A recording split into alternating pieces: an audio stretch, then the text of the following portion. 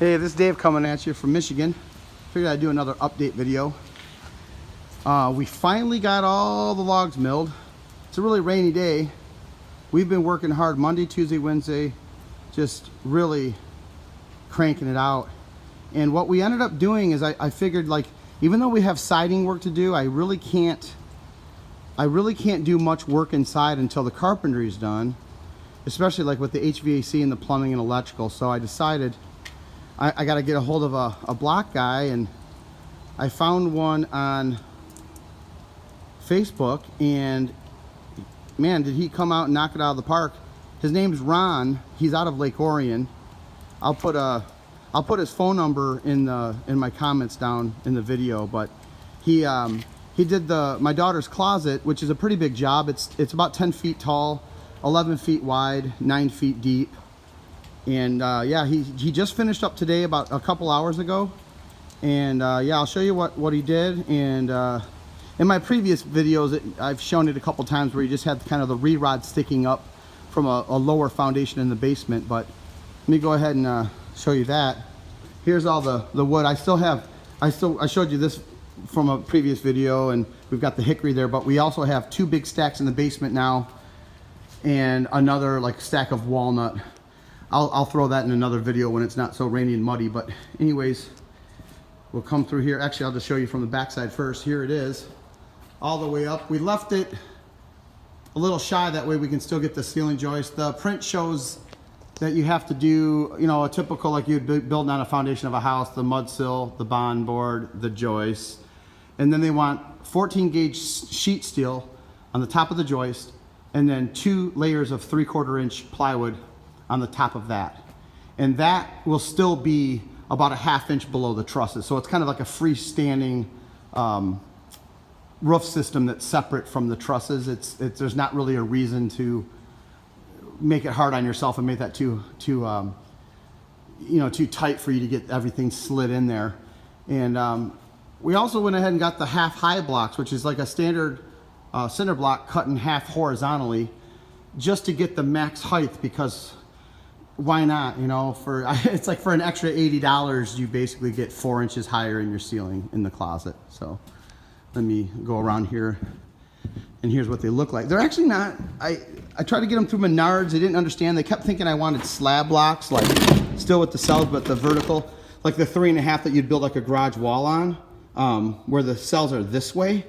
And even when I went to Grand Blanc Cement, they wrote me up as the same ones Menard, but then I said to the guy in the yard, hey, I actually need these. And he's like, oh yeah, we carry them, we just don't sell too many of them. So I was lucky to get these. Another thing that I never knew about masonry, because I'm not a block guy, but I never noticed this, but you can see how this side of the block is wider than that side. This is the narrower. I never noticed it, and it also kind of creates a handle so you can pick it up like that. It's like a bell. Well, this goes top, you know, this side up. I never knew that. For the few blocks I laid, and that's probably why I struggle with it so much. You know, you flip this over, and there's the wide side. That side goes up, and then it makes it easier for you to put your mortar down, and before the next one goes on, then you got the little handle to kind of just hold it and set it down. Never knew that. It's always a good day when you're learning something. So let me show you what it looks like from the closet side. I actually called the lumber yard about 20 minutes ago to order the lumber for this, because we're supposed to get rain in here, in our area, for the next 8 or 9 days. And now that the logging is done, after we started that in like mid-March, and here we are almost going into July. But we got it all done, and we ended up with a lot of nice lumber. But anyways, the next project in line was to start installing the siding, which that's still the case. But I figured since it's going to be raining so much, and we happened to find Ron, and he was actually able to start like literally in the next few days after I talked to him. And so he got this knocked out Monday, Tuesday, Wednesday, and Thursday he worked. And all by himself, which is pretty impressive considering not only is this blocked up, you got the half highs, all of this has re-rod all the way through to the very top. And it's also filled solid. We ended up doing 228 bags minus 3, so About 225 bags of concrete fills this wall, all solid.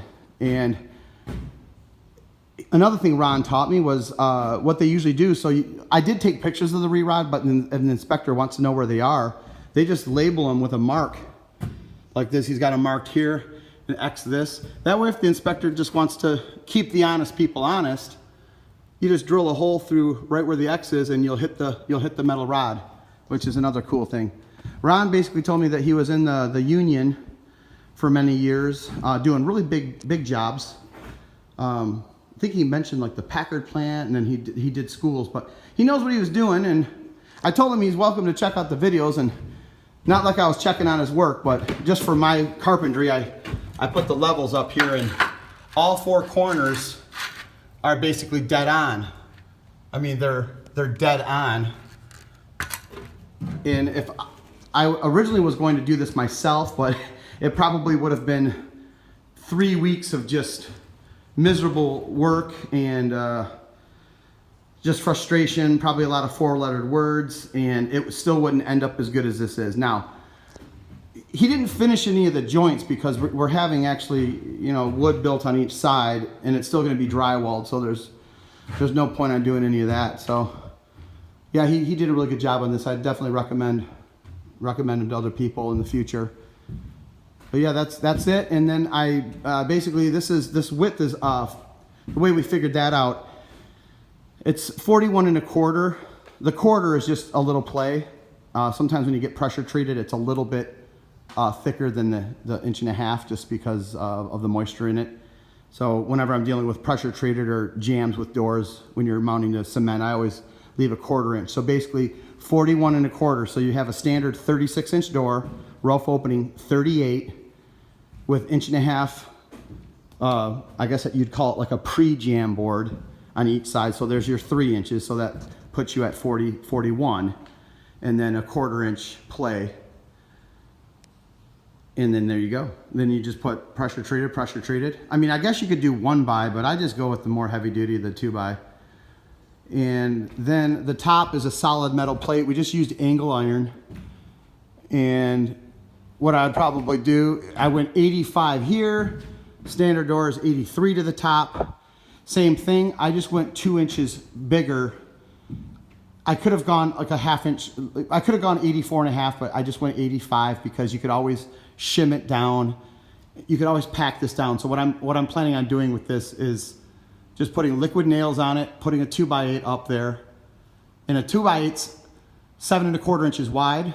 This is a true 8 inches. So what I'd probably end up doing in a case like this, I'm not gonna favor it to one side. I'm actually just gonna center it.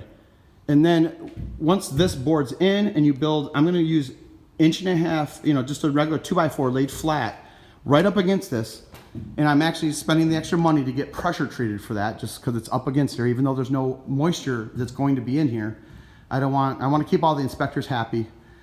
So you're gonna have this 1.5 inches come out, and then my third wall will just flush with that. So it doesn't matter if there's like a 3/8 gap there. You can still nail in that because you're still gonna get a door, an extension jamb, casing, drywall, all that good stuff. So I think we planned it pretty good, even though we're following the print. The print kind of leaves a lot of stuff out, and you just figure it out from your own experience. But yeah, so you're gonna have a mud sill up there, and then you're gonna have the bond, which can just be white pine because now you're away from the masonry. And then joist 16 on center this way, a big sheet of 14 gauge steel, and then 2 layers of 3/4 inch plywood on the top of that. And that should be it. So that's basically what we're getting done.